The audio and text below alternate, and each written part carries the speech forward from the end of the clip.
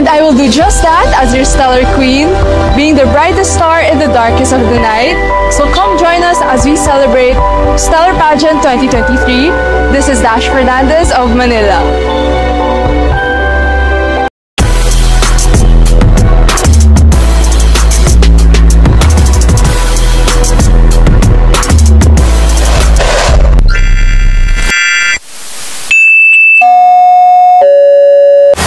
Hello guys, I'm back and welcome back again sa aking YouTube channel. And finally, ito na yung pinakahihintay ninyo, ang part 2 video ng Stellar Pageant Season 4. Pero bago natin simulan ang Grand Finals ng Stellar Pageant, mag-throwback muna tayo, no? Kukwentuhan ko kayo ng konti lang naman kung paano kami nagkakilala ni Miss Dasha. Si Miss Dasha, na-meet ko during that time na hindi po siya napuntahan ng kanyang makeup artist. Parang nagkasakit po yung makeup artist and talagang very rush. At ito pa ang nakakaloka guys, sa loob kami ng Jollibee Binondo nag-make-upan kasi wala po talaga kaming venue para mag-make-upan. So ayun guys, no choice kami. But anyway guys, dito po sa Binondo Intramuros Bridge gagawin ang video shoot and photo shoot ni Miss Dasha for advocacy and tourism representing Miss Manila. Kaya tapusin nyo po ang panonood nitong aking video hanggang dulo dahil tayo ay magtutur dito sa lungsod ng Maynila. Greetings from the heart of the metro, my beloved Manila. I am Dash Fernandez, a 17-year-old student taking a political science at De La Salle University. And I'm a metro... Hello guys, grabe ang ganda rito. Para akong nasa ibang bansa. Akala mo talaga nakapunta na ako ng ibang bansa no? Actually guys, matagal ko nang gustong pumunta rito at now lang ako nakarating dito. First time ko lang guys kasi nung una nakikita ko lang talaga ito sa social media. Napapanood ko lang ito sa YouTube, sa Reels. So ayan, ngayon tingnan nyo naman, pakaway-kaway na lang ako, di pa? At syempre hindi ko rin pinalagpas ang araw na ito. Nagpicture-picture din ako at gumawa rin ako ng sarili kong video. Grabe guys, sobrang perfect ng proyekto na ito ng ating government dahil bukod sa napakaganda ng pagkakagawa dito para tayong nasa ibang bansa and safety first din ng mga tao ang nakasalalay dito. Dahil may side road dito na pwedeng gamitin ng mga taong naglalakad at nagjo-jogging. A few inches later. So ayan guys, nandito na po tayo sa Binondo, Manila, kung saan dito matatagpuan ang Binondo Church. At ang sa harap nito ay Plaza Lorenzo Ruiz. At isa ito sa makasaysayang lugar dito sa lungsod ng Maynila. Ito ang pinakamatandang Chinatown o Barrio Chino sa buong mundo. Dahil nung unang panahon, marami pong mga inchik na nag-convert sa Kristyanismo at sila ay nanirahan dito at nagnegosyo. At sa panahon ngayon, ang lugar na ito ay isa sa mga napipiling pagshootingan ng mga artista gaya ng pelikulang Can Buy Me Love. At syempre, isa rin ito sa mga napipiling background ng mga photographer for photoshoot. Kaya nandirito kami ngayon para sa photoshoot ni Miss Dasha. So ito yung aming second location. At hindi lang yan guys, meron pa po kaming last location na pupuntahan. Actually guys, hindi ko talaga kailangang magtagal dito dahil tapos na yung aking trabaho as a makeup artist. Pero naulang ako napadpad sa lugar na ito at sinamantala ko na rin ang araw na ito. By the way guys, kasama ko ngayon ang mother ni Miss Dasha at yung kanilang photographer na si Sir Varley Locayon. Ayan, rush lang din yan, rush lang, biglaan lang din yan kinontak and hindi po kami magkakakilala at yung isa hindi ko rin kilala. So ayan guys, and sa lahat ng mga naghahanap ng photographer, search nyo lang po si Sir Varley Locayon. Guys, akala nyo madali lang ang trabaho ng isang photographer, videographer at makeup artist. Tignan nyo naman no, kung saan kami napadpad. At syempre kahit yung model, kahit model ka pa, kahit ikaw mapapagod ka rin kasi maghahanap tayo ng mga magandang location kung saan kayo pwedeng mag-shoot. Kaya ang kalaban natin dito ay walang iba kundi yung tirik ng araw, ulan, pagod, gutom. Ayan. Actually guys, nagugutom na nga ako tinitiis ko lang. Hindi lang naman ako ang gutom rito, pati sila. So nakakaya naman kung, di ba, kung magre-request ako, no. Inabot na rin kasi kami ng gabi kaya oras na ng taggutom, no. Pero So wala na kaming inaksayang oras dito. And actually kumain naman kami ng lunch. Hindi naman kami pinabayaan ng mother ni Miss Dasha. Very supportive yung kanyang mother. Wala akong masabi. Napakabait ng kanyang mother. By the way, ito nga pala ang tinatawag nilang Jones Bridge dito sa lungsod ng Maynila. At ito po ang new and the largest Binondo Chinatown Arcs dito sa Binondo, Manila. And of course, dito rin matatagpuan sa streets na to ang Filipino-Chinese Arc na tanda ng pagkakaibigan. Naghahanap kami ng upuan.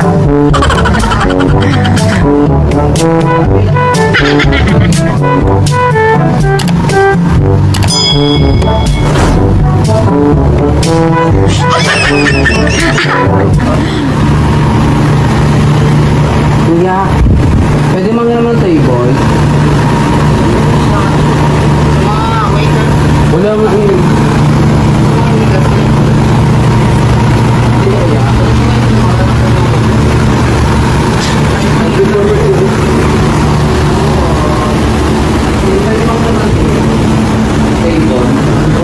Ayun mo na, nagbablog ako. Pakilala muna kayong dalawa. Pakilala kayong dalawa.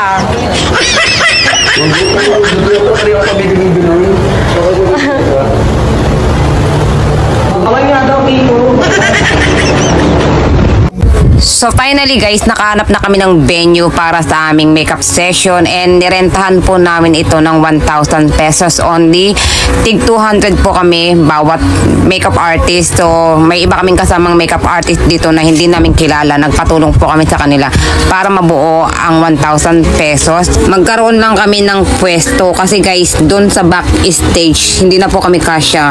Medyo crowded na po. So ayan, dito na po kami. Mas maganda pa yung aming nakuhang pwesto at aircon pa. And as of now guys, nagpe-prepare na po ang aming mga kandidata para sa kanilang first round casual wear competition. And of course, ito yung aking pinagmamalaki na before and after ni Miss Dasha. Ayan, napakaganda niya guys. Lumulutang ang kanyang ganda, kaputihan sa kanyang kasuotan, bagay na bagay. Mukha siyang Koreana. So ayan guys, abangan nyo po ang kanyang pagrampa sa stage. So ayan guys, after ng makeup session, wala na po kaming ginagawa. So pumunta na kami ng catering para kumain habang hindi pa nagsisimula ang stellar pageant. And of course guys, after ko kumain, nagpunta ako rito sa backstage. Ayan, nakita nyo, di ba, mga kandidata ng stellar pageant. Ayan si Miss Manila. Ayan, friendship lang sila guys, no. Ayan, pag ganitong pageant, dapat pala kaibigan ka, di ba? And of course, ang gaganda nila guys, no, para silang beauty queen, no. Pero itong pageant na to, stellar pageant, pang international to guys, so di ba, bongga. And dito po yan ginanap sa Taguig City, the Fort Bonifacio Philippine Navy Officers Club House. Itong mga baklang to, pakit ng pakit eh. In fairness, ang sarap nilang kasama. So, ayan guys, punta na po tayo sa unahan para makita natin ang mga pangyayari.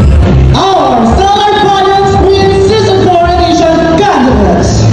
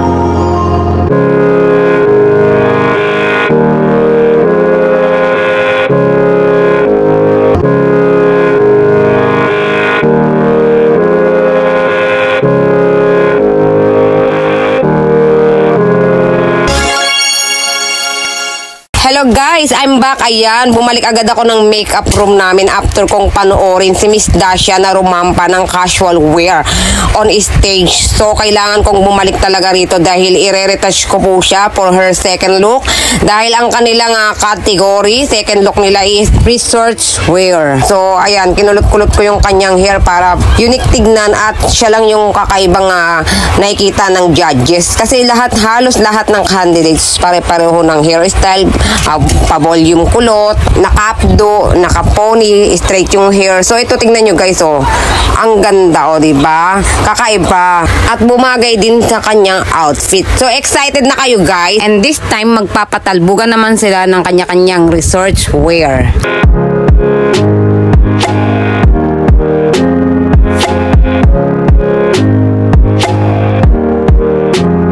Ayan, at bilib rin talaga ako sa kanila. Very confident sila. At marami akong nakita rito guys.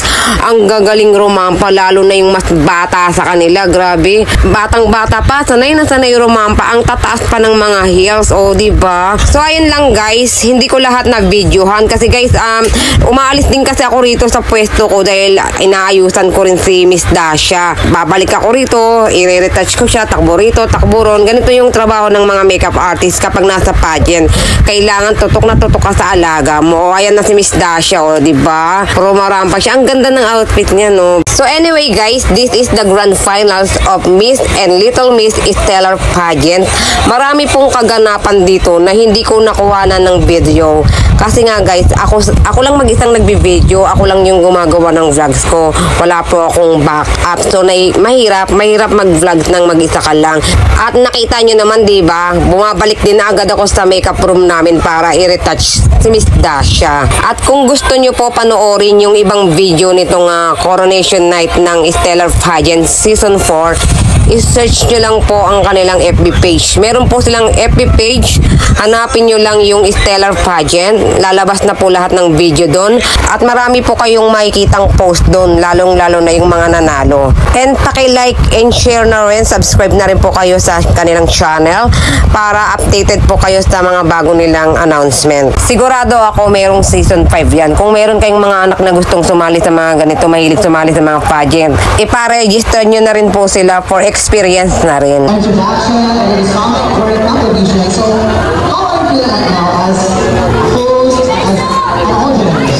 Witnessing our Stellar Pageant candidates for 2023 Season 4 edition. Alam natin na pinagandaan nila to and this is their moment to shine. Yes, I agree with you that all our candidates to get the crown. The first set of awards.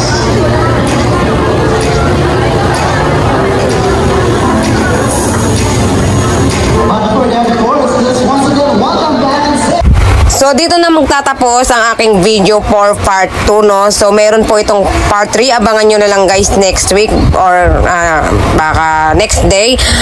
Meron po akong part 3 video nito na i-upload para malaman ninyo kung sino yung mga napili at sino yung mga nagwagi dito sa grand finals ng Stellar Pageant Season 4.